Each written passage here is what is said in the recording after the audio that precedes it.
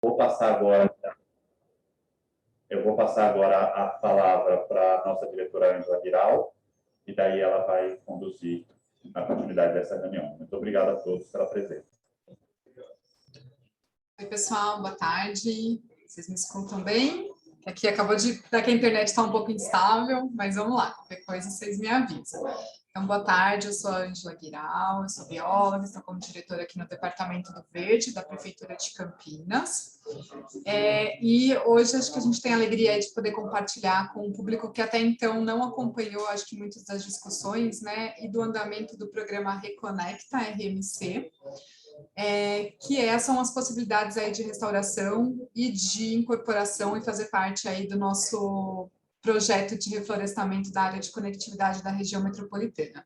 Eu pretendo ser bem breve, porque eu acho que hoje aqui o que é bem interessante para a gente ouvir é acima, né, por meio do programa Nascentes, mas eu vou trazer primeiro uma contextualização para vocês entenderem toda a linha do tempo e onde a gente se encontra hoje dentro desse projeto.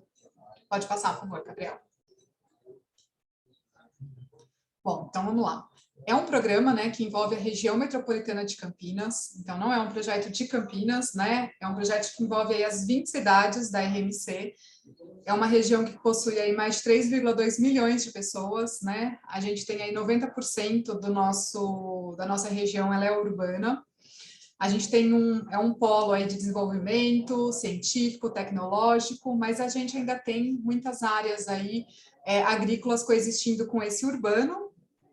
E a gente tem, por conta de todo também processo aí histórico de ocupação da nossa região metropolitana, a supressão dos fragmentos, a impermeabilização de muitas de nossas áreas, a transformação de florestas em pasto, o que resultou aí em 15% de cobertura vegetal restante da região metropolitana, segundo aí os dados super recentes do inventário florestal realizado pela Secretaria de Estado de Infraestrutura e Meio Ambiente também, publicado no final do ano passado. Então, são dados bem atualizados, esse é um mapa aí que mostra todas essas áreas verdes, aí, esses fragmentos, é o que nos restou aí de vegetação para a nossa região metropolitana.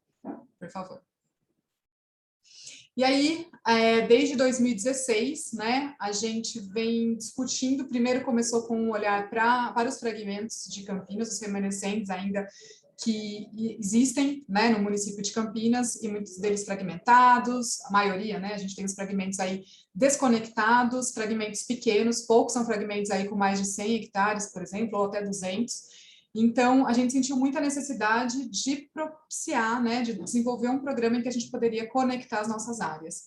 E esse trabalho ele foi tomando força, né, se expandiu aí para além dos limites do município de Campinas, e em 2017 a gente conseguiu levar isso para dentro da Agência Metropolitana de Campinas, esse interesse em trabalhar as questões de conservação da nossa fauna e flora na RMC, né, entendendo que a gente deveria ali não só discutir, pensar em programas que se limitavam ali à nossa divisa territorial, e a Gencamp, né, a Agência Metropolitana que hoje faz a administração, que cuida dos assuntos da nossa RMC, entendeu? Super coerente, e aí em praticamente 7 meses a gente já tinha um termo de cooperação técnica assinado pelos 20 prefeitos da cidade para ações aí de discussão, de fortalecimento, de capacitação das equipes técnicas também da região metropolitana, principalmente das equipes de meio ambiente.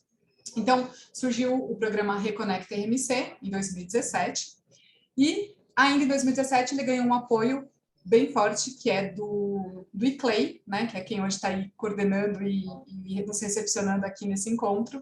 O ICLEI é uma instituição não governamental que vem apoiando os governos locais pela sustentabilidade, e por meio de edital que a gente participou lá em 2017, a gente ganhou o apoio do programa Interact Bio, né, que vem aí trazer também um elemento a mais, que é a discussão e um olhar dos recursos ecossistêmicos para dentro da nossa região metropolitana. A partir desses 2 encontros de projetos, então, a gente definiu, né, a região metropolitana, os 20 municípios, definiu uma área de conectividade, ligando quais são as áreas ambientalmente prioritárias da nossa região metropolitana, fragmentos, bacias aí que são importantes para abastecimento, parques públicos, áreas também urbanas, a gente não está falando só também de unidades de conservação em áreas rurais, de reserva legal e áreas de APP, né, até porque a gente tem aí cidades que têm um contexto muito mais urbano do que outras, e aí a gente tem que lidar com todas essas diferenças, mas conseguir propiciar aí a conectividade entre essas áreas. Então, a gente definiu uma área de conectividade, e essa área de conectividade, por favor, Gabriel. é esse traçado em verde, né? Em laranja a gente tem aí a divisa dos municípios. Então, essa área de conectividade, ela veio sendo... Vocês estão me ouvindo? Bem, que aqui a internet está oscilando. A área de conectividade, então, da região metropolitana, aí desenhada pelas 20 cidades, ela foi ganhando força e aí, então, foi desenvolvido também um plano de implementação para essa área de conectividade, né? Então, esse traçado em verde, ele foi reajustado aí ao longo de um trabalho aí bastante dedicado, né, dos técnicos da RMC. E, pode passar, por favor. E aí, então, ele se consolida no plano de ação para implementação da área de conectividade da RMC, num documento que foi publicado em abril desse ano, né? A gente fez diversas oficinas, principalmente no ano passado, ainda durante a pandemia, essas oficinas tiveram que ser online, mas a gente consultou não só as prefeituras, os órgãos públicos municipais, mas também Estado, universidades, sociedade civil, enfim, diversos atores que, mais de 80, se não me engano, instituições aí que vieram contribuir para que a gente pudesse, então, desenhar como vai se dar a conectividade da nossa região metropolitana dentro dessa área, desenhada aqui esse traçado verde. E aí, então, a gente tem alguns pilares que visam aí garantir que a gente consiga, de fato, consolidar esse traçado. Então, como eu disse, como a gente está trabalhando aí com cidades na região metropolitana, é importante a gente discutir a arborização urbana, que tem um papel fundamental, que espécies que são mais apropriadas para a fauna local, vamos pensar numa arborização mais voltada com espécies nativas. Então, o pilar de arborização urbana, que eu não vou detalhar aqui hoje, mas depois fica o link para vocês conhecerem o plano, ele traz aí muito um olhar porque a gente pode discutir e repensar a nossa arborização urbana. Ainda nas áreas, principalmente nas áreas urbanas, a gente também tem um outro elemento que vem tomando mais força. Aí a gente já tem, por exemplo, o Parque Linear de Indaiatuba, Campinas vem aí conseguindo também estabelecer e criar alguns parques, mas os parques lineares, eles vêm com o propósito principalmente de associar a recuperação das áreas de preservação permanente, das matas ciliares ao longo dos rios urbanos, aí dos nossos córregos, com também equipamentos de infraestrutura, de lazer, de cultura, né, um espaço ali de contemplação dentro das cidades. Por fim, mais voltado também para as áreas rurais, a gente tem um elemento que é o corredor ecológico, que é o que hoje a gente vai focar um pouco mais, e os corredores, então, eles vêm principalmente pensando aí na conectividade dessas áreas entre reservas legais, unidades de conservação, as APPs, na zona rural. A gente tem um pilar também da fauna silvestre, que é um elemento essencial para ser discutido, né? A gente está aí numa região que é cortada por grandes rodovias do estado de São Paulo, né? A gente tem aí um índice alto de atropelamentos da nossa fauna silvestre, então repensar como se devem ser feitas as travessias, como que a gente vai lidar com a fauna silvestre que está presente. Hoje a gente não tem, por exemplo, um centro de reabilitação, né, de atendimento de animais silvestres na região metropolitana, então esse pilar vem bem para a gente discutir esses aspectos vinculados à nossa fauna. A gente ainda tem um pilar que é o de regulamentação, fiscalização e compensação, então ele é muito mais voltado para as normativas e regramentos de como que a gente consegue consolidar tudo isso, quais são os instrumentos legais, mecanismos de compensação ambiental, que é um pouco do que a gente vai falar hoje, para que a gente possa viabilizar e consolidar as metas que são estabelecidas para cada um desse pilar. E aí, por fim, a gente tem o pilar de articulação e comunicação, que também é o que a gente está fazendo aqui hoje, né? Quando a gente junta aí o interesse da região metropolitana com o que a CIMA tem a oferecer, o apoio que a Secretaria de Estado sempre vem nos dando, né? Vem nos dado aí junto do projeto. Então, é uma articulação, é um projeto que a gente envolve diversos atores e comunicar, né? Sempre levar a importância desse projeto para quanto mais pessoas puderem, né? Então, a gente tem que saber se comunicar com os diversos públicos e hoje a gente está aqui com um setor bem específico, que são as consultorias, as ONGs que trabalham com restauração florestal, além dos municípios. Pode passar, por favor. Bom, e aí então eu estou fazendo aqui um zoom no pilar de corredor ecológico, né? Que ele vem principalmente aí com um olhar aí que envolve um planejamento estratégico, voltado também para a gente enfrentar aí as mudanças do clima, as vulnerabilidades hídricas, né? A gente passou aí por um período em que não choveu muito, a gente sabe que em 2014 a gente já teve uma crise hídrica, né? Podemos enfrentar em breve, então a gente discutir corredores ecológicos com um olhar aí de planejamento estratégico é fundamental. Além disso, é super importante que a gente possa envolver os proprietários rurais, né? Essas áreas são privadas, trazendo um pouco mais também de olhar de outras possibilidades, né, de uso da sua terra ali, voltados para restauração, para implantação de sistemas agroflorestais. Então, o pilar de corredor ele também tem esse foco. E, por fim, aí aumentar a cobertura vegetal da nossa região metropolitana, fazendo a recuperação das nossas áreas degradadas e a preservação aí das áreas de preservação permanente também. Pode passar.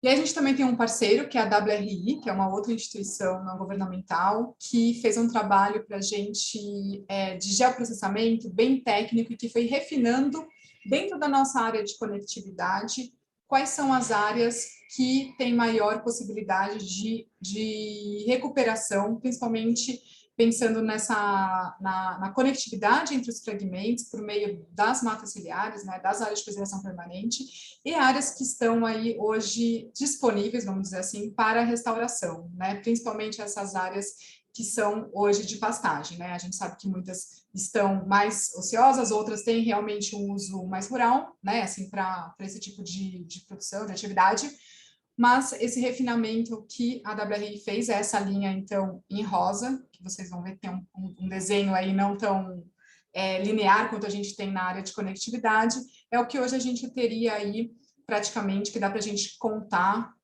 são as áreas que a gente tem disponível para uma recuperação. Então, a gente pretende, até 2030, implementar e recuperar pelo menos 50% desse traçado em rosa. Então, o que significa esse traçado em rosa em números, né? Por favor, pode passar.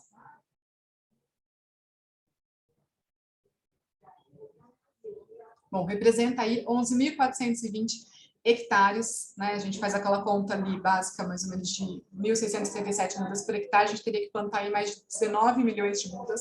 E se a gente for implementar o corredor rosa inteiro, né? E aí aqui a gente tem um percentual por município, então, o percentual não, a gente tem aqui principalmente os valores em hectare por cidade, quanto que estariam disponíveis aí para restauração, né, com esse traçado aí que a gente refinou e detalhou. Então, aqui, para a gente ter uma ideia, que totaliza esses 11.420 hectares. Lembrando que dentro da área de conectividade, a gente tem aí mais de 63% dos corpos d'água da nossa região estão dentro do traçado da área de conectividade e 43% da vegetação nativa também. E essa coluna aqui, essa tabelinha, então, em verde, a gente tem aqui por hectare, então, como eu disse, o valor por município aproximado e o quanto ele representa dentro da linha de conectividade por município. Bom, então, depois a gente pode disponibilizar essas informações, os shapes e tudo mais, para vocês terem um detalhamento aí maior. Pode passar, por favor. Bom, então aí, por fim, né, como que a gente pretende fazer a restauração de tantos hectares aí, de um plantio aí que é bastante extenso nos próximos anos, né? Então, a gente vem discutindo dentro do pilar de compensação, né, quais são os mecanismos que hoje a gente tem, né, principalmente por meio dos processos de compensação ambiental, oriundos dos licenciamentos ambientais municipais, do licenciamento do Estado, mas também a gente tem que avançar em uma discussão de como a gente consegue fazer compensações entre municípios, né, pensando não só principalmente quando a gente está falando de licenciamento municipal, se é possível também fazer com que esses plantios sejam trocados entre cidades, né, para a gente não pensar só em território, mas pensar também em bacia e num projeto para a região metropolitana. Então, esses mecanismos interfederativos, né, de compensação, tem sido feito alguns estudos, isso faz parte também para a gente avançar dentro do programa Reconecta. Mas hoje a gente já tem aí vários instrumentos que estão disponíveis, né, há algum tempo, inclusive, e que a gente consegue já dar, eu acho que, alavancar bastante e conseguir, eu acho que, startar o nosso projeto de restauração com o apoio de muitas pessoas, né? Então, hoje a gente está aqui para isso. E principalmente para vocês conhecerem, então, uma dessas oportunidades que é o Programa Nascentes. Então, eu encerro por aqui e passo minha fala, então, agora para a Aline, que vai explicar para vocês com maior detalhes aí como funciona o instrumento e principalmente o projeto da prateleira de projetos do Programa Nascentes. Fico à disposição para depois a gente discutir se vocês tiverem mais dúvidas. Muito obrigada. Aline, está com você. Oi, Ângela, obrigada. Boa tarde a todos e todas. É um prazer estar aqui hoje com vocês virtualmente. Eu sou de Americana, então sou da região, né? Eu estou aqui em São Paulo já tem um tempo, mas participei muito do Comitê PCJ. Tem até umas carinhas que eu vi que eu reconheci das reuniões que eu ia em meados de 2005, 2010. Antes de começar, eu quero apresentar uma outra pessoa que está aqui comigo, que é a Cláudia. Cláudia, dá um oizinho para o pessoal, que é da equipe. Fala para aparecer você na câmera, fala um oi. Olá, boa tarde. Obrigada pelo convite. Perfeito. Obrigada, Cláudia. Bom, vou começar a compartilhar a tela aqui com vocês. Bom, como a Ângela já adiantou, eu sou a Aline, eu sou geógrafa, sou da equipe técnica do programa Nascentes. Estou no programa desde o comecinho. Deixa eu ver aqui. O Gabriel está dando uma mensagem. Deixa eu ver se eu consigo. Consigo compartilhar. Deu certo. Fazer uma coisa de cada vez, senão acho que não vai. Vocês estão vendo a minha tela já? Sim. Tá bom. Obrigado, gente. Bom, vamos começar. O programa Nascentes, ele é da Secretaria de Infraestrutura e Meio Ambiente do Estado, e é um programa que surgiu em 2015, e é muito bacana estar aqui hoje contando para vocês um pouco dele, porque a gente tem um problema enorme de comunicação, tem muita gente que não conhece o programa, mesmo já tendo aí 6 anos de estrada. Tinha antes dele o programa Mata Ciliar e outras iniciativas muito parecidas, né, que acabaram contribuindo para o surgimento do programa Nascentes. Então, é muito, muito boa essa oportunidade. Quero agradecer aí mais uma vez o convite do todo o pessoal do Reconecta RMC. O objetivo do nosso encontro é apresentar um pouco do programa Nascentes e os seus instrumentos, mas principalmente a prateleira de projetos. Vocês vão perceber pela minha fala que eu vou dar um pouco mais de detalhe nesse instrumento, até pelo público que nós temos aqui, né, que são ONGs, empresas de restauração ecológica e as prefeituras. Que a nossa intenção é mostrar que é mais uma oportunidade de negócio para vocês, é mais uma forma de gerar negócio, gerar contratação. E aqui a intenção é que essa restauração ecológica ocorra não em qualquer lugar do território. A gente quer, da melhor forma possível, prioritariamente, que esses projetos aconteçam dentro dessa área de conectividade, desse corredor ecológico que a Anja acabou de mostrar para vocês, para ter mais benefício ainda da restauração. Então, o programa, ele surge após a crise hídrica de 2014, né, em junho de 2015, e pensa a restauração ecológica como uma ação mais de longo prazo, junto com todas as obras de transposição de bacia que foram feitas, né, foram realizadas. E aí, o primeiro ponto que eu queria esclarecer com vocês é que não é só Nascentes. A gente tem muito problema com isso que chama Programa Nascentes. A ideia é fomentar a restauração ecológica, aumento de vegetação nativa em todos os lugares. Claro que a gente dá sempre preferência para as áreas onde tem mais benefício ambiental, para a biodiversidade e para a segurança hídrica, mas é em todos os lugares que a gente procura promover a restauração ecológica. E como os principais objetivos, a gente tentou solucionar todos os entraves que a gente observou do porquê que a restauração ecológica não estava acontecendo, principalmente no cumprimento de obrigações legais. Então, aqui eu estou focando obrigações do licenciamento ambiental, né? Aqui no estado a gente pensa em CETESB ou prefeitura, e também de fiscalização. E, de alguma forma, tentar otimizar os resultados da restauração ecológica que já ia acontecer. Então, tentar direcionar ela sempre que possível para áreas prioritárias para ter mais benefícios. E o programa Nascentes, ele não tem orçamento próprio. Então, a lógica é que é uma plataforma de articulação. A gente até costuma falar que é o Tinder ambiental do Estado, que a gente sempre está tentando botar em contato quem tem área para restaurar, seja beira de rio, em torno de nascente, área de uso comum, com quem precisa fazer restauração, seja voluntário ou alguma obrigação ambiental, com quem sabe restaurar, que aí entra vocês, né? Que são as empresas de consultoria e ONGs do terceiro setor. E aqui o primeiro instrumento que eu vou entrar um pouco mais de detalhe para vocês é o banco de áreas. O que é o banco de áreas? Ele é muito simples. Ele aproxima quem tem que restaurar e precisa de área com quem tem área que precisa ser restaurada. Simples assim. A nossa demanda, né, quem que nos procura, né, diariamente no banco de áreas? Esse levantamento foi feito do ano passado, a gente pegou o ano passado inteiro para entender que era o nosso público, e a gente pôde perceber que do estado inteiro, as solicitações são feitas por áreas no PCJ, Piracicaba, Capivari e Jundiaí, que é onde vocês estão localizados. 80% pessoas jurídicas, empresas de consultoria ou empreendedores, né, empresas privadas que estão com algum licenciamento na CETESB. Aqui é o número, ó, 83% dessas pessoas estão fazendo restauração por uma motivação que é uma obrigação legal, e 77% estão vindo da CETESB. Até porque, na agência da CETESB, sempre é divulgado o programa Nascentes como uma alternativa para ele cumprir a obrigação dele. Então, lógico, como é divulgado lá, eles acabam, né, os empreendedores, pessoas físicas e jurídicas, acabam nos procurando para cumprir a obrigação. E o primeiro banco de áreas que eu vou contar um pouco para vocês é o banco de áreas do CAR, é do Cadastro Ambiental Rural. Aqui no estado, o CAR foi feito num sistema próprio. Então, a gente tem para quem conhece o CAR, tem uma aba que chama Declaração. E nessa aba tem várias perguntinhas que a gente foi colocando pensando em alguma política pública estadual. Uma delas é: gostaria de disponibilizar a APP, Área de Preservação Permanente da minha propriedade, para restauração ecológica com recursos de terceiros. Então, o proprietário rural que tem interesse em receber o apoio, né? Receber alguém que vai bancar a restauração, que vai fazer a restauração, ou seja, ele não vai ter custo nenhum com isso, ele não vai ter que cuidar nada. Se você, proprietário rural, tinha interesse, você poderia sinalizar essa declaração. A partir desse momento, a sua propriedade, né?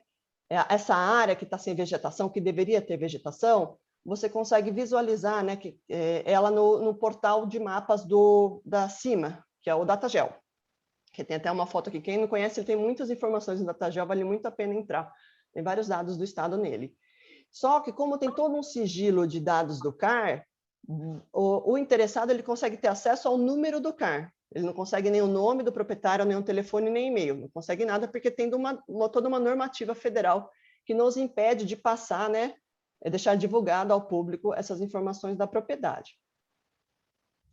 Então, quem assinalou, né, o proprietário que assinalou aquela declaração, ele já faz parte automaticamente do banco de áreas do CAR. Então, quando a gente olha o estado inteiro, a gente tem muita propriedade, 28 mil propriedades, 107 mil hectares. Parece muita coisa, né? Você olha, e é muita coisa, é bastante propriedade, é bastante gente. E aqui, ó, eu vou mostrar para vocês, no nosso site, quando alguém, né? Eu sou interessada, eu sou uma pessoa física, eu sou uma pessoa jurídica e preciso de área. Eu quero uma área para implantar um projeto de restauração. Eu tenho minha residência, eu fiz uma ampliação da minha residência, cortei um fragmento de vegetação. O órgão licenciador falou: você precisa compensar essa vegetação que você cortou em outra área. Eu não tenho mais área, porque eu já expandi a minha residência, vou procurar um local. Então, tem no nosso site, lá no programa Nascentes, uma área que chama Encontre Áreas. E lá você vai ter acesso a todos os nossos bancos. Além desses 3 bancos que estão aqui, até faltou aqui nessa figura que eu estou olhando até agora, a gente tem um link direto o banco de áreas e projetos da agência PCJ, do PCJ, que a gente divulga aqui no nosso site. A gente tem uma parceria bem bacana com eles, e quando as pessoas entram procurando área, a gente remete esses interessados para o site do PCJ. Então, voltando aqui, quem está interessado em área vai entrar no nosso site, encontrar a área, vai ter um formulário para preencher, né? Qual área que interessou, porque ele foi lá no Datagel, viu as propriedades que interessou, pegou o número do CAR, vai preencher tudo certinho aqui. Um ponto importante, principalmente aqui para esse público, que a gente tem que deixar bem claro. Esse banco de áreas do CAR, esse formulário, o foco é para o interessado que vai implantar diretamente o projeto. Então, ele já tem a obrigação, ele precisa de área, ele está precisando de área. Quando a gente pensa em projeto de prateleira, que eu vou explicar logo adiante, vocês vão perceber que são projetos que ainda vão ser contratados por uma pessoa. Então, tem uma prospecção de área que não garante que esse projeto vai ser implantado logo em seguida.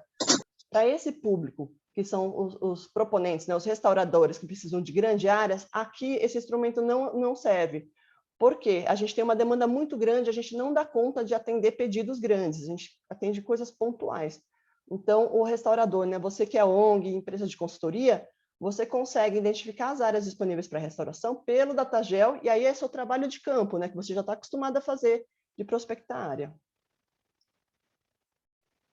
E aí, eu mostrei um número enorme, um monte de propriedade. Se fosse tudo isso que estava disponível, seria lindo, mas infelizmente não é. Por quê? Muitos dos proprietários não foram eles que preencheram o CAR.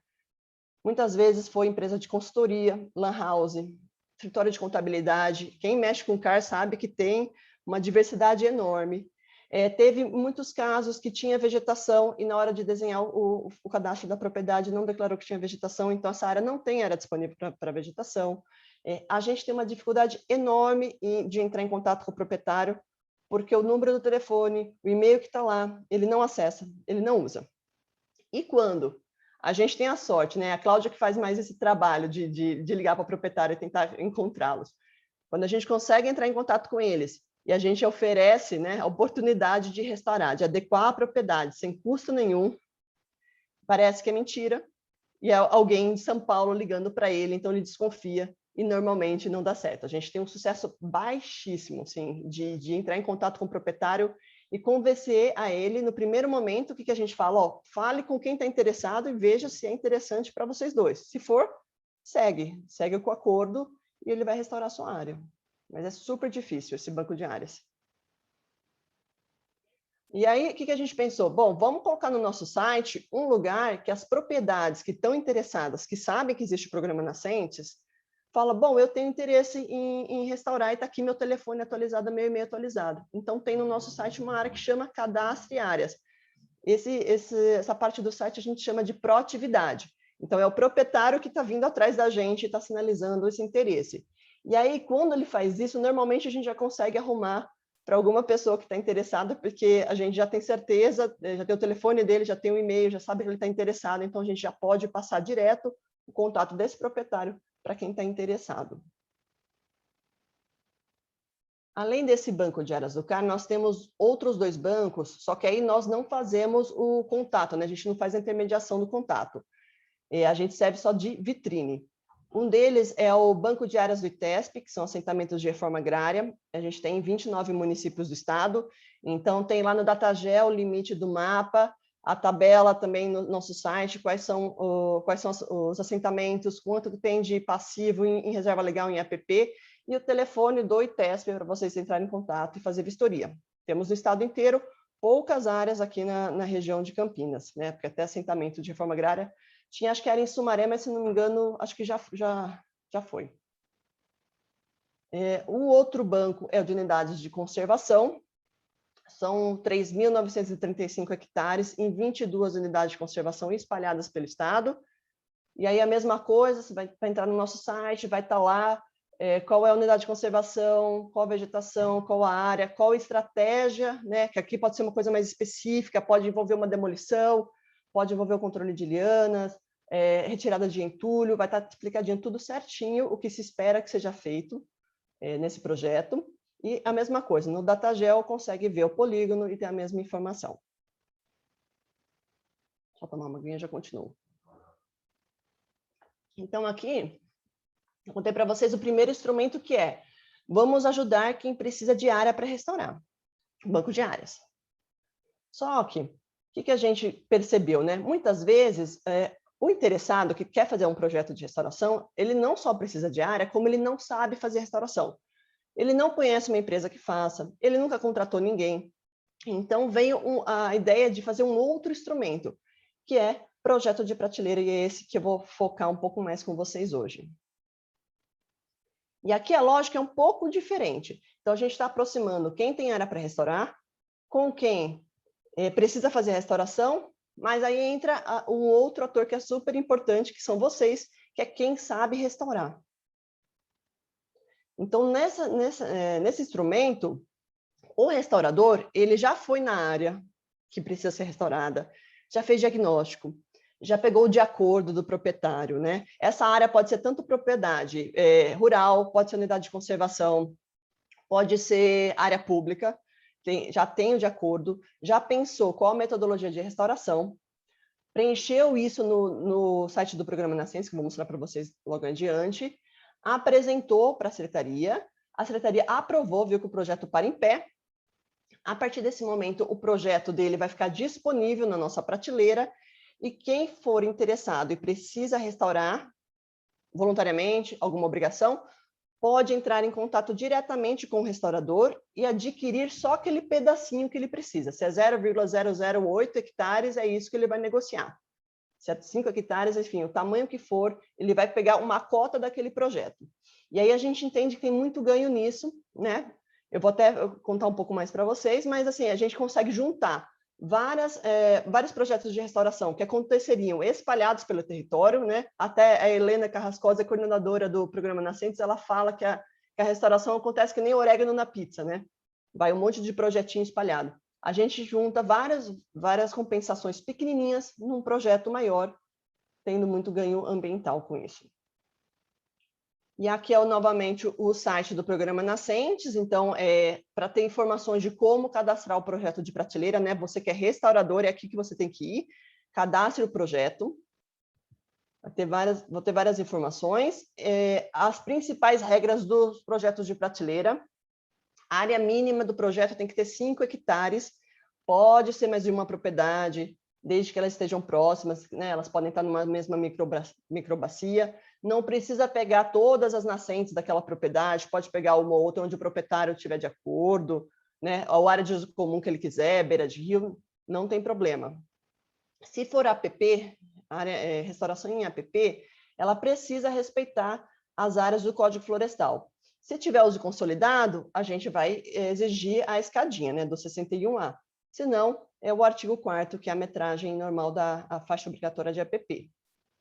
A outra regra é a utilização de espécies nativas, e aqui a gente está falando ao final da restauração, quando concluída a restauração. Se durante o processo vocês quiserem utilizar adubação verde ou alguma coisa de exótica para controlar capim, problema de formiga, tudo bem, mas na hora de dar cumprido o projeto, só a espécie nativa.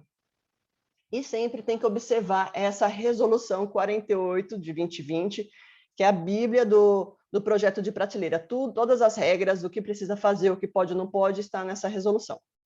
Há uma coisa importante para vocês, depois eu vou disponibilizar essa apresentação e tem um link de todas as resoluções, tem tudo. Então, nem se preocupem em anotar nada, presta mais atenção no que eu estou falando para vocês entenderem e poderem fazer as perguntas, que depois eu vou passar o material para vocês.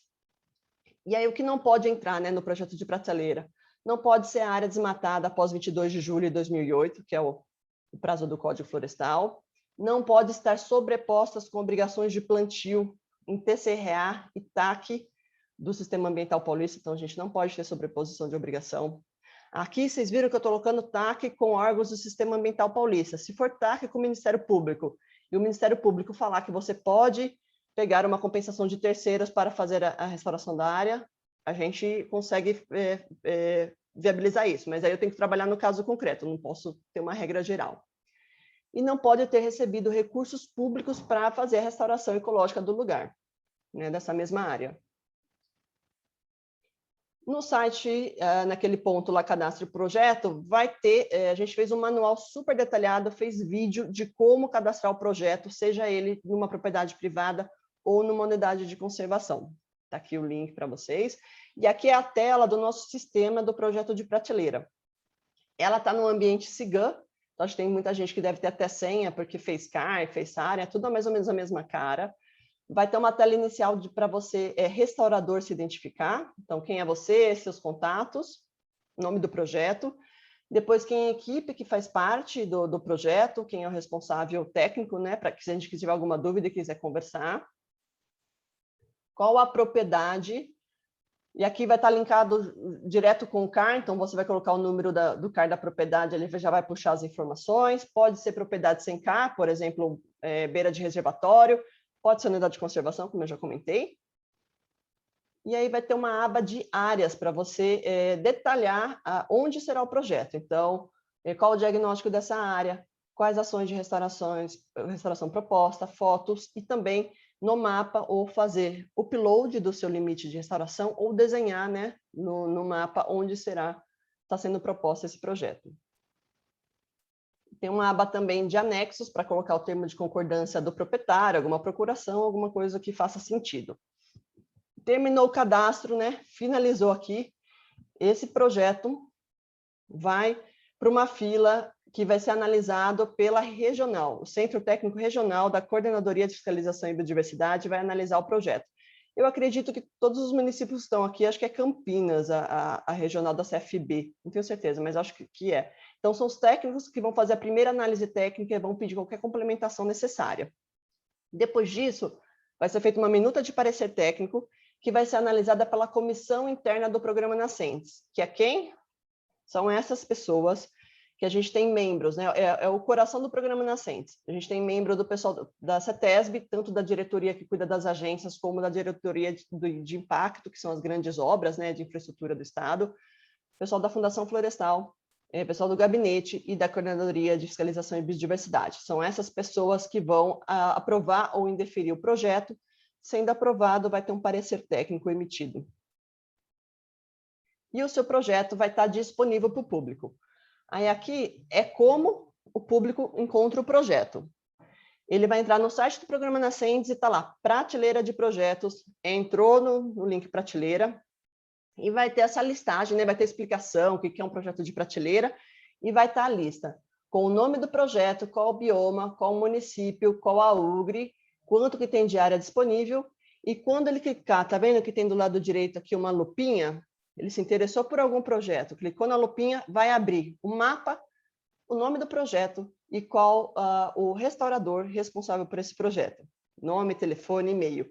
E aí, eu que estou interessado em contratar uma parte desse projeto ou todo o projeto, eu vou ligar para esse restaurador, vou negociar preço, vou negociar prazo, negociar cláusula de contrato, tudo eu vou fazer diretamente entre as partes. O programa Nascentes não interfere nisso e não se responsabiliza tecnicamente por esses projetos. A negociação é feita entre as partes. E a partir do momento que você, restaurador, é contratado, aí também no site do Programa Nascentes tem explicando como você comunica essa contratação. Aí cadastra o projeto, como comunicar a contratação do seu projeto. Mais uma vez, tem manual em PDF, tem vídeo. E qualquer dúvida que não tiver aí, manda e-mail para a gente, fala conosco. Então, após ser contratado, você vai cadastrar um projeto de restauração no SARI, informando qual a motivação, né, por que foi contratado, o número do processo, as informações que quem está acostumado a mexer com o SARI, que é o Sistema de Apoio à Restauração Ecológica do Estado, sabe como preencher, tem manual do SARI também no site. Em seguida, você vai informar lá no seu projeto de prateleira, na aba Compromissário Vinculado, quem te contratou, qual o número do SARI, você coloca só o número, ele vai puxar as informações que você acabou de preencher. E vai, a partir do momento que você finalizar, nós do Programa Nascentes vamos ver que tem uma contratação nova, a gente identifica qual agência, se é CETESB, se é CFB, o que é, qual que é a obrigação, e nós informamos diretamente o órgão ambiental responsável por essa obrigação. Então, qual que é a diferença? Ao invés de o que normalmente acontece no licenciamento da CETESB, alguém tem, o interessado, o empreendedor tem alguma obrigação, ele vai lá, apresenta o projeto, a RT, a planta, tudo certinho daquela obrigação. Aí precisa esperar o técnico pegar o seu processo, analisar o seu processo, ver seu SARI e ver se está tudo certo. Aí ele vai lá, aprova e emite, né? Você pediu uma autorização de supressão de vegetação, ele vai lá, analisa o projeto e emite seu TCRA. Nesse caso aqui, o projeto já foi analisado, um projeto grande foi analisado. Então, o técnico ele não vai precisar analisar tecnicamente o projeto, se faz sentido a restauração que está sendo proposta. O que ele vai ver? Ele vai ver, está no bioma correto? Está na prioridade do município correto, de acordo com uma resolução que eu vou falar daqui a pouco para vocês, né? A prioridade do município está correta? A área que ele precisa compensar está correta? Ok, está aprovado, está aqui seu TCRA. Então, é muito mais rápido. É a forma mais rápida de cumprir obrigação com a CETESB, né? Em outros órgãos, hoje em dia é o Programa Nascentes, prateleira de projetos, não tem dúvida. E aqui eu vou trazer para vocês um exemplo de um projeto de prateleira. Esse é o projeto Manancial Cantareira 1, da empresa da Serra Ambiental. Ele foi feito em área da Sabesp, na beira do reservatório Cachoeira, numa área de 100 hectares, é um projeto bem grande. Então, nesse projeto, 31 contratantes, 14 pessoas físicas e 17 pessoas jurídicas contrataram o projeto com as mais diversas motivações. Teve gente que tinha TCRA, com a CETESB, tinha gente que tinha TCRA com a conversão de multa, com a Coordenadoria de Fiscalização e Biodiversidade, a gente tinha TAC com o Ministério Público, tinha licenciamento de prefeitura, que a prefeitura estava abrindo a possibilidade de fazer a compensação pelo Programa Nascentes, e tinha projeto voluntário.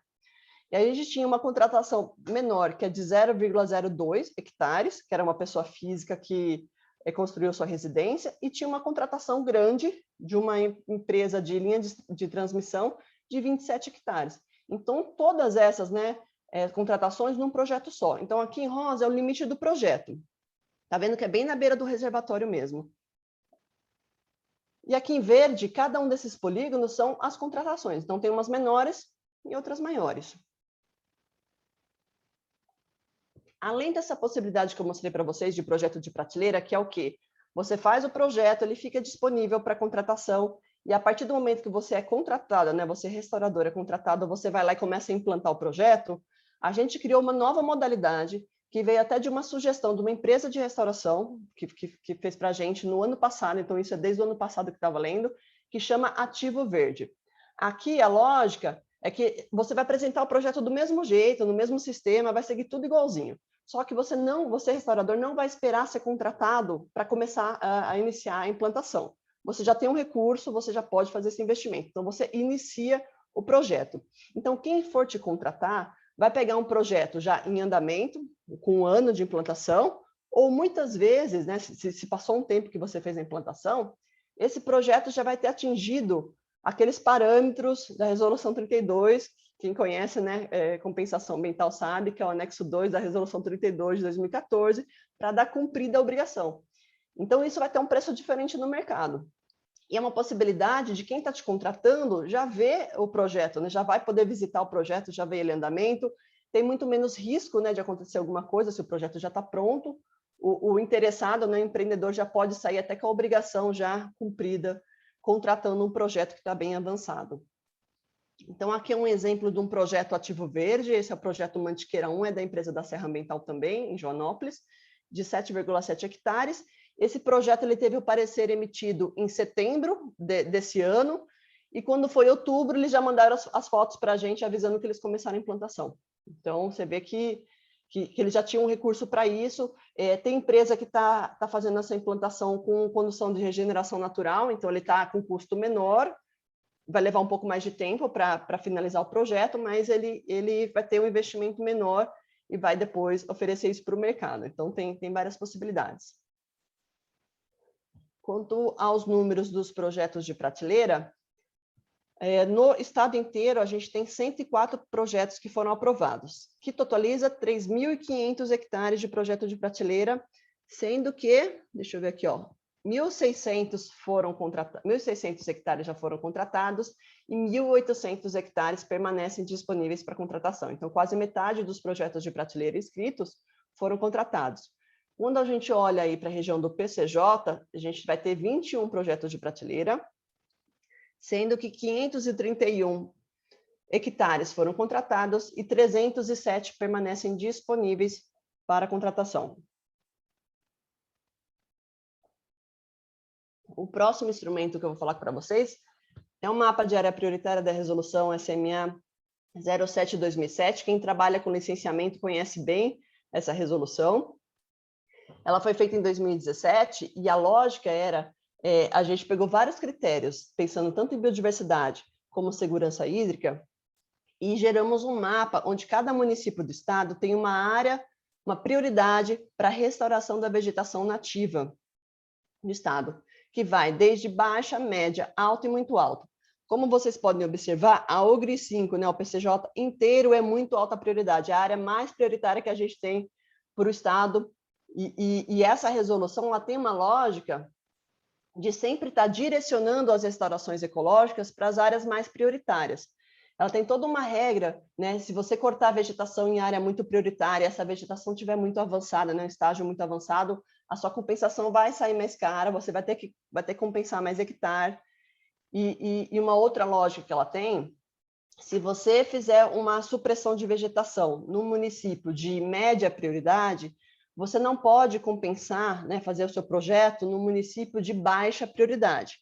Você tem que fazer no de média ou de uma prioridade maior. E conforme você vai fazendo, você compensa em municípios com maior prioridade, você pode ter desconto na área que você tinha que compensar. Então, todo numa lógica de direcionar as restaurações, e aqui principalmente para a região do PCJ. E o último instrumento para mostrar para vocês é o SARI, que é o Sistema de Apoio à Restauração Ecológica. Todos os projetos de restauração ecológica do estado estão cadastrados nesse sistema. Ele garante uma transparência enorme dos projetos. O SAR ele é muito parecido com aquele sistema que eu mostrei para vocês, que é onde cadastra o projeto de prateleira. Então, cada restauração vai ter a fotinho, vai ter o polígono desenhado onde ele está, qual o diagnóstico, qual a metodologia, qual o cronograma, quem está cuidando, quem está responsável, a gente tem acesso a todas as informações. E, atualmente, a gente tem 24.674 hectares em processo de restauração no estado, cadastrados nesse sistema.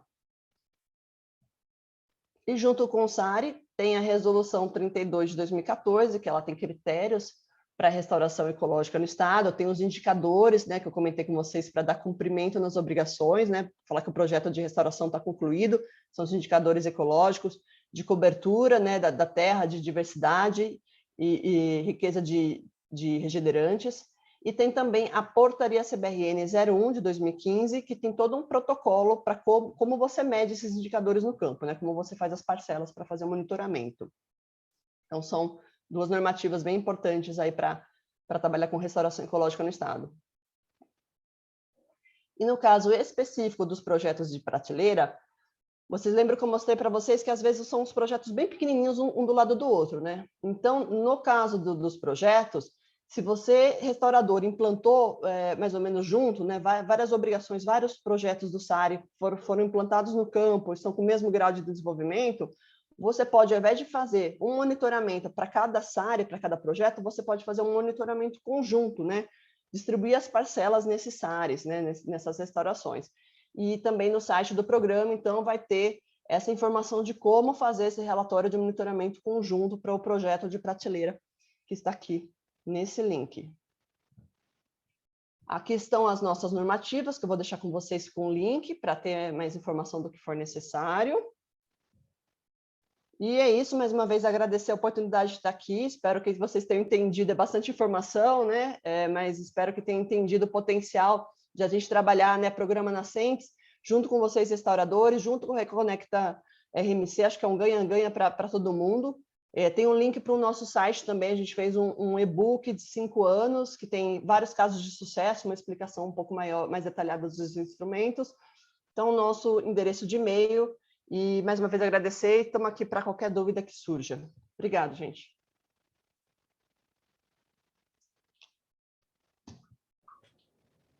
Muito obrigada, Aline, pela explicação. A gente que já viu essa apresentação, deu para entender um pouquinho mais ainda, algumas dúvidas que acabaram ficando. Muito obrigado, Cláudia, também, por ter intermediado. Já vou agradecer de novo, né, a nossa diretora Ângela, que apresentou no começo. Agora a gente vai abrir para perguntas. A gente já tem uma pergunta aqui que eu vi.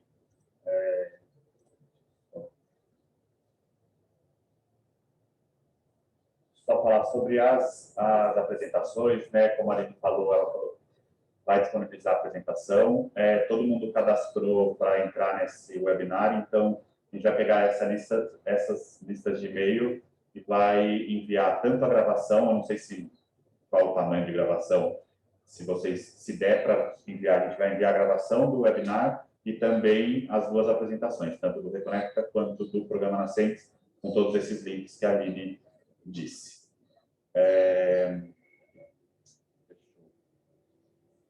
Tentar aqui abrir. Tem uma pergunta já do Caio, mas com dificuldade aqui. Ângela, se você conseguir ler a do Caio para mim. Eu li aqui, ó, vamos lá. Então, o Caio pergunta: o projeto de prateleira, ele é executado, de fato, plantio, antes ou depois da contratação por pessoas interessadas em adquirir partes desse projeto? Captou aí, Aline e Cláudia? Captei. Acho que até depois ele viu, quando eu apresentei o Ativo Verde, que a ideia que ele teve foi justamente a ideia que nos deram, e nós criamos essa nova modalidade de projeto, que a ideia, o que é importante? A gente precisa ficar muito claro que aquela área não tinha vegetação nenhuma, que não tinha obrigação nenhuma para fazer a restauração, e a empresa foi lá e fez. Então, como que a gente garante isso, essa transparência, né? Esse T0 dessa área? Aprovando o projeto de prateleira modalidade Ativo Verde. Então, a gente fala, bom, essa área realmente não tinha vegetação. Você foi lá na empresa de restauração, começou a implantar, não tinha obrigação nenhuma, tem até uma modalidade no SARI que chama modalidade Ativo Verde, que é para deixar claro para carimbar, esse projeto é para ser comercializado futuramente. E aí, quando você você começa a implantar o projeto, você foi contratado um pedacinho por uma exigência CETESB, você vai lá no SAR e vai desenhar em cima do seu projeto aquele pedacinho que você foi contratado, vai falar, olha, essa parte do meu projeto é uma exigência CETESB desse processo. E aí você, enfim, negocia o valor com quem está interessado. Então, a lógica é essa mesmo. O Caio, acho que depois ele deu a ideia e depois ele percebeu que já dava. Aline, tem mais uma pergunta aqui do Caio. Existe algum parâmetro de valoração de venda dessas áreas com projetos de reflorestamento voluntários? O Estado tem algo nesse sentido? Não temos, a gente não interfere nos valores, porque tem uma questão de diversidade, né? Quando a gente pensa em projeto, tem o preço da terra, né? Que isso muda no Estado, tem lugar que isso é diferente. Tem se precisa ser mecanizado a restauração, se vai precisar de cerca, você tem problema, muitos fatores de perturbação, então precisa fazer acero mais regular, você tem problema de chuva, então vai ter que fazer uma irrigação mais forte. Isso muda muito o projeto, então a gente deixa isso para o mercado mesmo, como já é feito, né? Hoje em dia, se você quiser fazer uma restauração, você vai entrar no Google ou vai numa empresa. O que o Estado está fazendo é facilitar, é ter um projeto que pelo menos tem um selinho lá, que alguém já olhou e viu que faz sentido, né? Então, a nossa ideia como Estado é facilitar para você acessar esse mercado de restauração, mas o preço vai ser diretamente com a empresa. Aline, obrigada. Tem uma pergunta aqui do Otávio, então vamos lá. Como é o processo da Secretaria fornecer os dados do proprietário que disponibiliza a área dele para receber projetos no CAR? No site estava escrito que estava suspensa essa atividade. Tenho clientes com TAC em alguns locais, microbacias, que não encontramos áreas e o MP não tem aceitado fazer o projeto em outra. Tá. Pessoal, se vocês quiserem também falar, em vez de eu ler aqui, fiquem à vontade, tá bom? Se inscrevam aí, a gente vai chamando. Otávio, eu acho que essa informação que você viu de suspensão da atividade é para o público de restaurador que vai fazer projeto de prateleira. Isso a gente suspendeu temporariamente porque a gente tem uma demanda enorme. E o que acontecia? Essas empresas de restauração, né, queriam montar projetos de prateleira de 30 hectares e mandavam 100 números de CAR para a gente tentar entrar em contato. Então, para essas compensações grandes que ainda vão ser contratadas, né, que a gente podem ser contratadas ou não, a gente suspendeu o banco de áreas do CAR. Mas para quem tem alguma coisa, nesse caso que eu estou vendo aqui, ó, você já tem um TAC, você tem uma obrigação, isso não está suspenso, não. Isso a gente está fazendo. Beleza, agora abriu o meu microfone, fica mais fácil, mas muito obrigado, então, era essa a dúvida principal, porque os clientes às vezes já chegam com o problema, né? Quem me procura às vezes é advogado, na maioria das vezes, né? E quando a vaca já foi para o brejo, eu geralmente saio correndo atrás da área quando o caso já está na mão, né? Entendi. Mas é isso, muito obrigado. Mas manda lá um e-mail para a gente e até a Cláudia que vai receber lá o formulário que você preencher. Tá bom, obrigado. Atender. Eu posso fazer uma complementação? Vai lá, Cláudia.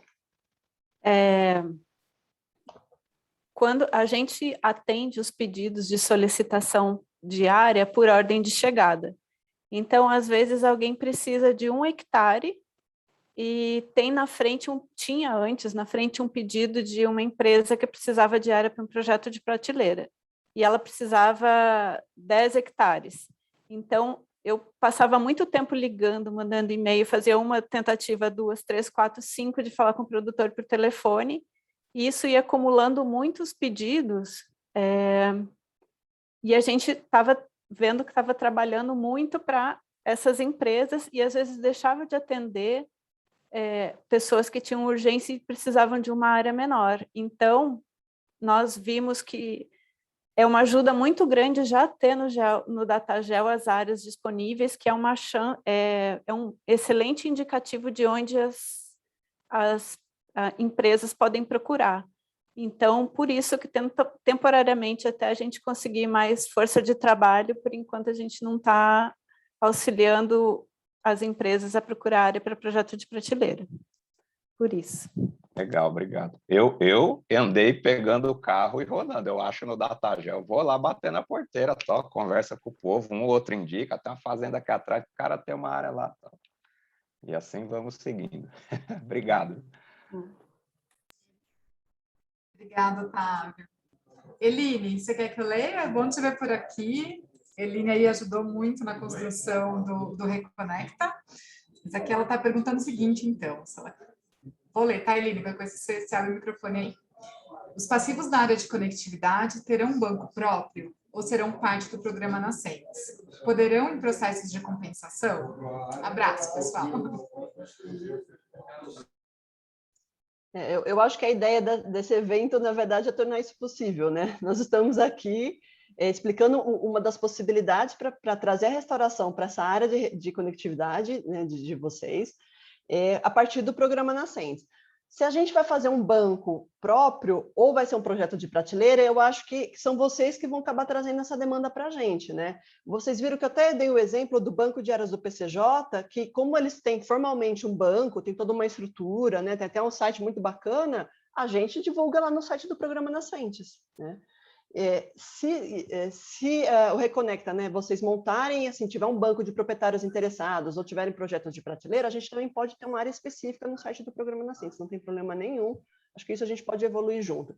A nossa ideia, o nosso objetivo é que a restauração ocorra, não nos interessa como, se é através dos nossos projetos ou projetos de vocês, é acontecer a restauração o máximo possível. Ah, legal. Obrigada, pessoal. Saudades. Obrigado pela pergunta. Eu vou complementar aqui. Uma das nossas ações dentro do programa Reconecta é exatamente ou a criação ou a internalização das nossas informações do programa dentro de um banco de dados existente, que pode ser no futuro no DataGel, mas pode ser também no do PCJ ou no próprio, mas isso é uma ação que a gente está ainda em desenvolvimento. Então, hoje a ideia principal é a gente entender essas interfaces, essas oportunidades com o programa Nascentes, que é uma coisa que a gente não está criando do zero, é uma coisa que já está acontecendo e tem muito caso de sucesso em todo o estado. E, como a Aline mostrou, né, a nossa região é uma das áreas prioritárias, tem oportunidades e grandes desafios e vai agora com vocês, ONGs e consultorias. E semana que vem a gente tem outra conversa com grupos de associações, sindicatos rurais, de tentar fomentar cada vez mais esse programa já existente, trazendo as prioridades que a gente criou dentro do nosso programa Reconecta, tá? Vou aproveitar que eu estou com a fala e já vou passar a próxima pergunta do... Gabriel, posso só te complementar? Claro. Posso rapidinho, só na sua fala? Assim, acho que ficou bem claro que as pessoas que precisam restaurar procuram um programa Nascentes. Se nós tivermos projetos de prateleira, tivermos áreas disponíveis, né, proprietários rurais interessados em receber restauração, e eles estão dentro dessa área, a gente vai conseguir direcionar toda essa demanda de restauração que a gente tem para essas áreas. Mas para isso a gente precisa de projetos e a gente precisa de proprietários interessados em receber restauração. A demanda a gente tem, as pessoas nos procuram. Pode continuar. Obrigada, Aline, Gabriel. Então, vou ler agora a pergunta do Gustavo Soares. Temos recebido algumas exigências da CETESB de fazer a compensação ambiental, ou ao menos parte dela, para os casos de supressão de vegetação nativa, por meio da averbação da mata em pé, ao invés da compensação por restauração. Esse tipo de exigência não compete com o programa Nascentes? Bom, vamos lá, deixa eu ver se eu entendi a pergunta do Gustavo. Tanto a lei da Mata Atlântica como a lei do Cerrado, ela permite que a compensação seja feita por preservação, que aí é a averbação de mata em pé, né? Ou por, eu esqueci o termo, mas é por restauração ecológica. Acho que eu não lembro se o termo é restauração, conservação. Acho que é conservação e restauração, se não me engano, acho que é isso nas duas leis. Então, é possível uma coisa ou outra. O programa Nascentes está focado em restauração ecológica. Eu estou imaginando que esses casos que a CETESB está exigindo a parte de averbação da mata em pé é condomínio, que é a averbação de área verde. Eu estou imaginando que é alguma coisa do Grapoab, são empreendimentos imobiliários. Porque, normalmente, se você pegar tanto a Lei do Cerrado, a Lei da Mata Atlântica, ou a Resolução 07 de 2017, a intervenção em APP, corte de árvore isolada ou supressão de vegetação, que é isso que a gente está falando, a restauração ecológica é possível, não tem essa necessidade, essa obrigatoriedade de ser averbação de mata em pé. Estou achando que é alguma coisa mais específica do empreendimento, esse empreendimento aí que foi licenciado na CETESB, que tem alguma exigência para ter essa averbação da mata em pé. Mas o programa Nascentes, a gente não está trabalhando com essa questão de mata em pé, a gente até gostaria, Mas a gente até, né, Cláudia, a gente tem muita conversa sobre isso, mas faltou perna ainda para ter essa parte aí de conservar a mata existente. A gente está trabalhando mais com restauração ecológica mesmo. Aline, obrigada. Vou chamar a Ângela Podolski, por favor, Ângela. Boa tarde a todos. Aline, muito bacana a sua apresentação. Eu não sou restauradora, então também não tenho o conhecimento técnico que vocês têm, mas eu sou uma interessada em proteger uma unidade de conservação de Campinas, que é uma APA. Essa APA, recentemente, a Ângela, que é a diretora, inclusive, sabe bem, teve seu plano de manejo instaurado e a gente tem uma série de áreas prioritárias dentro dessa unidade de conservação a serem restauradas. Como eu moro lá, eu conheço bem a área, sei que metade dessas áreas prioritárias estão com ausência de vegetação.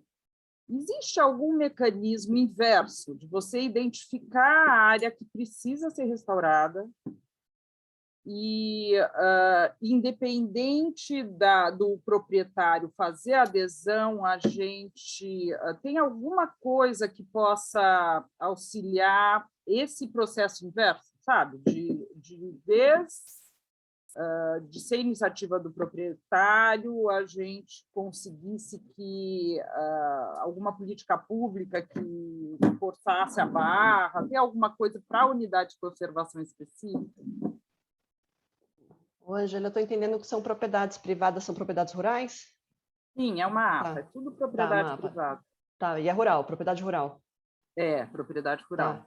Então, eu diria que o instrumento já existe desde 1934, 1935 e 2012, que é o Código Florestal, que é a implementação do Programa de Regularização Ambiental. Infelizmente, é isso que a gente está muito ansioso, porque a gente vê os números, né? Teve um projeto muito bacana da FAPESP com o pessoal da USP, do Geolab, não sei se vocês tiveram acesso, que chama Projeto Temático do Código Florestal, que fez um levantamento de passivo no estado. Então, a gente está falando aí de 800 mil hectares de APP, né? Uma coisa enorme, tirando a parte de reserva legal. E a gente está nessa ânsia para que comece, né, a contar o prazo, né? Comece a implantação do PRA, que aí a gente entende que é o momento que os proprietários, né, vão começar a restaurar, aí vai vir, né?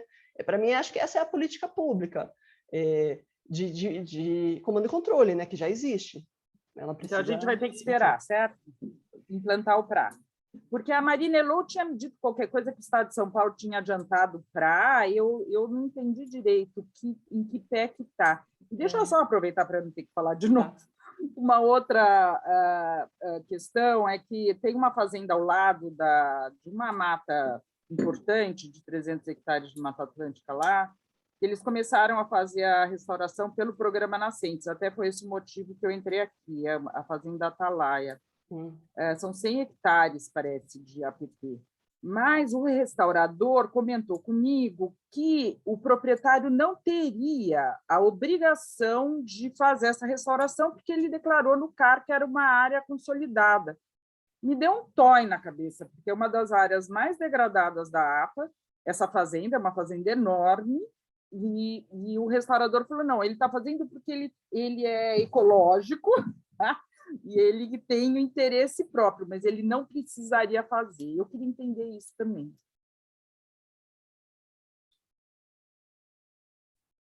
Eu estava pegando o link do projeto temático da FEPESP para mandar aqui no site para vocês, mas eu já respondo para você também. Esse projeto Atalaia é um projeto de prateleira nosso, que tem em Campinas. Ele está até dentro da área de conectividade, viu, de vocês. Foi bacana de ver que está batendo. O que provavelmente aconteceu, não sei, eu preciso olhar o caso, né? Mas quando você declara, você tem uma APP, você declara uso consolidado, que você já estava usando antes, né, para atividades agrícolas, ao invés de cumprir a metragem que é trazida no Código Florestal, que é a metragem da APP, né, os 30 metros em beira de rio, você adere ao PRA, que é o Programa de Regularização Ambiental, e você tem o benefício de usar a que a gente chama de escadinha. Então, ao invés de 30 metros, pode ser que você faça 8 metros. Pode ser que você tenha que fazer 15. Aí depende da largura do rio, de quantidade de módulo fiscal da propriedade. Mas provavelmente foi isso que ele quis dizer. O proprietário deve ter o uso consolidado, ele está aderindo ao PRA, ele não precisava fazer a metragem inteira, e ele quis fazer por opção dele. Então, mas Tenho quase certeza que é esse o caso. Mas a escadinha ele teria que fazer anyway, então ele teria algum compromisso. Ele teria, mas seria menor, né? Ao invés de 30, pode ser que ele teria que fazer 8 metros. Então, ele optou por fazer mais. Entendi. Obrigada, viu, E Aline? quanto aos prazos do PRA, só para te falar, quem cuida disso é a Secretaria de Agricultura e Abastecimento, né? Não está mais com a Secretaria de Infraestrutura e Meio Ambiente. Mas tem o prazo, o PRA, acho que até dezembro de 2022, né? É isso, Cláudio? Você lembra o prazo? Que foi prorrogando, eu me perdi um pouco. Mas tem um prazo para você aderir ao PRA ainda. Então, está na Secretaria de Agricultura, né? E Abastecimento. Tem até um programa agrolegal que eles estão agora para que a implantação do PRA ocorra. Obrigada. Acho que já foi o prazo, mas vou me certificar. Tá. Era até 31 de dezembro de 2020. Para o CAR, né? Eu confundo às vezes o prazo, que mudou um pouco. Eu prefiro não falar para não falar errado.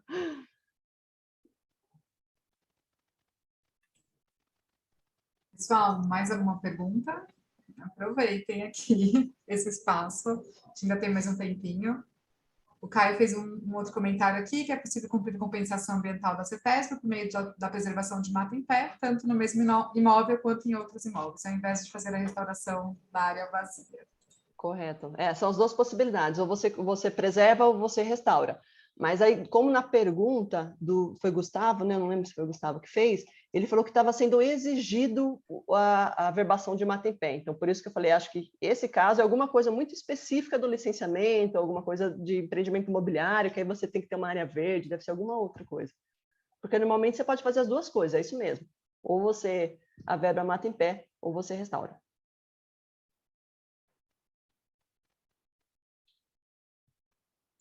Aqui o Caio perguntou, Cláudia Aline, quando vai começar a valer a obrigação dos proprietários de imóvel rural em cumprir a regularização do PRA? A Cláudia acho que colocou aqui, né, Cláudia, no chat. Acabou de puxar a data. Então tá em cima, peraí. Aqui. Quer falar, Cláudia? Não. Tá.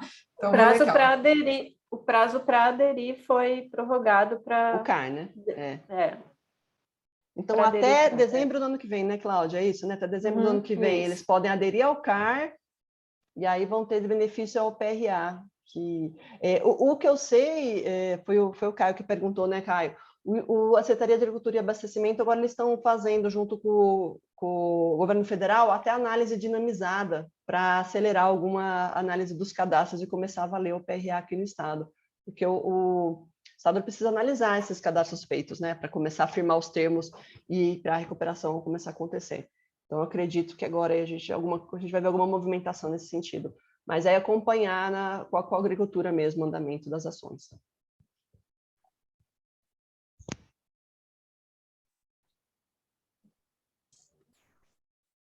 Pessoal, mais alguma dúvida?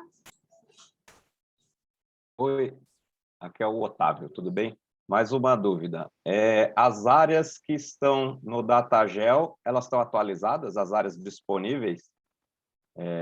Se eu localizo uma área lá, por exemplo, de Fundação Florestal ou, enfim, de TESP, eu consulto se o polígono está lá, porque ela está disponível. Quem que é encarregada de subir os polígonos ou tirar, não sei, só para ter certeza de que... Vamos lá. As de unidade de conservação, elas são bem atualizadas, porque, na verdade, aí sou eu que subo. Eu vou lá no ArcGIS, desenho as áreas e subo.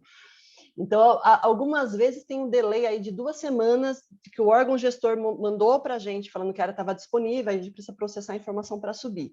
Mas elas são bem atualizadas. Assim, quando retira a área também, pode demorar umas 2 semanas, que alguém contratou aquela área e precisava tirar. Então, essas é mais garantidas. Do ITESP, que são os assentamentos de reforma agrária, eles têm uma estimativa da área disponível, porque eles não têm gente para fazer campo, para fazer o levantamento certo. Então, eles preferem colocar lá uma estimativa que eles tiveram da área de restauração, e eles vão marcar uma vistoria com você, que aí você vai poder medir certinho, né? E aí, quando a gente pega o banco de áreas do CAR, foi o que eu comentei na minha apresentação, né? Aí é CAR e autodeclaratório. Não tem nada validado. Tem de tudo, né? Não tem jeito. Mas, assim, nas áreas públicas, eu mando um e-mail aí, consulto vocês primeiro. Está disponível, estou pensando em tal área. Tá, pode ir lá marcar uma visita ou qualquer coisa assim. a área de unidade de conservação, ela tem, não é nem com a gente, você vai falar direto com a Fundação Florestal, que é quem faz a gestão das áreas, ou com a Unesp, que a gente tem uma área que também é da Unesp. Você fala direto com eles, a Fundação Florestal tem até uma portaria, está até no meu slide, vai ter isso, no nosso site também tem, tá? Especificando todas as regras, do que você precisa pedir, os prazos para te atender, tá tudo certinho lá. Tá bom. Tá bom? Beleza, obrigado. Nada.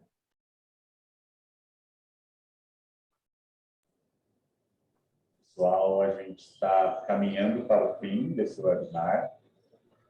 Não temos, por enquanto, nenhuma pergunta. Enquanto eu vou agradecendo, se aparecer alguma pergunta nos últimos segundos, a gente responde. Mas eu gostaria de agradecer muito a presença de todos. A gente criou, uma agenda que a gente começou a conversar com a CIMA no final do ano passado, um ano atrás, mas vamos desenrolar mesmo só agora, mas é muito importante a presença, né, das ONGs e das consultorias ambientais nesse projeto, que tem uma oportunidade enorme para a gente, né, do programa Reconecta, mas para o estado inteiro, não é só para a gente, então acho que é algo bacana. Gostaria de também dizer que o PCJ, até o banco do PCJ, ele sempre está também fazendo interface com o nosso programa, então são todas iniciativas que têm um objetivo em comum e a nossa ideia agora é cada vez mais juntar esforços para isso. Então, queria agradecer, né, a presença, né, da Aline, da Cláudia, a Helena, se não me engano, está de férias, mas também ajudou a gente também nessas conversas. Para quem quiser participar da semana que vem, a conversa vai ser mais voltada para sindicatos rurais, a antiga CAT, que agora é CDRS, se não me engano, associações, cooperativas, mas pensando na mobilização de proprietários rurais. E também agradecer a equipe, né, de toda a equipe do programa Reconecta. Eu vi que tem tanto pessoal de Campinas aqui, mas também algumas pessoas dos outros municípios, até de ex-municípios, né, como a Eline, que agora está como consultoria, mas era representante de Arthur Nogueira. Então, muito obrigado. Vou fazer uma última pergunta do Rodolfo, e daí já pedir para vocês uma última fala, se quiserem, Cláudia, Aline e Ângela, tá? A pergunta, já vou mandar a pergunta, tá? Esse sistema já está integrado ou será integrado ao BAP Campinas? Aí eu deixo com a Ângela essa resposta, tá bom? Obrigado, gente. Oi, Rodolfo, tudo bem? Não, são bancos separados. A gente vem tentando trabalhar já há algum tempo, faz parte, inclusive, do Plano do Verde, essa integração aí entre o nosso banco e o banco de dados do Estado, mas não é algo tão simples, então a gente vem dialogando já há algum tempo para tentar, eu acho que integrar no que for possível, né? Então, hoje a gente tem o BAV, que são específicos das áreas aqui municipais, que o pessoal faz o cadastro com a gente, que funciona de forma muito similar aí ao do Estado, mas são bancos separados, não estão integrados. Mas as compensações municipais vão poder ser contabilizadas nessa plataforma? As compensações municipais, elas têm que ser feitas aqui, do licenciamento municipal, elas têm que ser feitas em Campinas. Se tiver áreas cadastradas, tanto no Banco do Estado ou no nosso, tudo bem, mas pela legislação do licenciamento municipal, as compensações têm que ser feitas aqui, né? Então, é esse o diferencial, mas você pode buscar as áreas nos dois bancos, ou cadastrar também neles, né? Mas tem que ser feita na mesma cidade. Ok. Bom, comigo? Mais uma vez eu queria agradecer, falar que o nosso sonho seria que tivéssemos projetos desse tipo e agências PCJs espalhadas pelo Estado, porque acho que as coisas iam fluir muito melhor, a gente vê as coisas acontecendo. E contem sempre conosco aí nessa meta para conseguir, para ultrapassar a meta dos 50%, estamos juntos aí o que pudermos ajudar. Com certeza, esse é o nosso objetivo, o objetivo do programa, é direcionar a restauração para onde ela faça sentido. Então, contem conosco. Qualquer dúvida que tiverem, nos mandem e-mail. Se precisar de alguma informação, alguma ideia de algum instrumento novo, a gente está totalmente aberto a inovações aí para a gente melhorar a política pública. Então, falem conosco e, enfim, obrigada. Prazer. Cláudia? Queria também agradecer a oportunidade, o apoio, dizer que quem trabalha com restauração faz parte quase de uma equipe só, né? Falando de integração, acho que já estamos na prática integradas.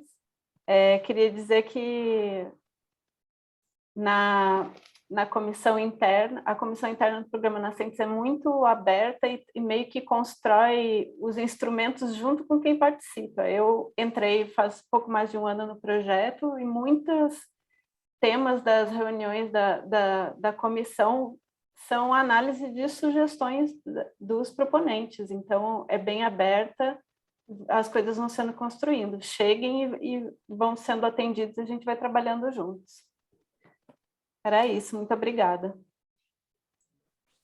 Então, vou encerrar, Cláudia, Aline, agradeço a toda a equipe do Programa Nascentes em estar aqui hoje com a gente, né? Como o Gabriel disse, a gente já vem construindo essa agenda faz um tempo e hoje acho que a gente conseguiu consolidá-la. Espero que a gente tenha outros momentos também, eu acho que à medida de que essa informação ela vai percorrendo aí outras consultorias, ONGs, enfim, a gente possa ter outros momentos também de repassando aí como funciona o programa. Então, agradeço também as cidades aqui presentes, as ONGs, tem muitos colegas aqui que trabalham em restauração direta aqui em Campinas, que a gente já conhece, que estiveram presentes, então a gente agradece aí também pelo convite, e a gente espera ter sido uma agenda aí que tenha esclarecido aí bastante coisa para o pessoal. Então, agradeço a equipe de Campinas aqui do Reconecta, Gabriel, Carla e Mário, e acho que é isso, a gente segue à disposição aqui também. Obrigada, meninas. Tchau, gente. Boa tarde. Tchau, obrigada. Tchau, gente. Obrigada.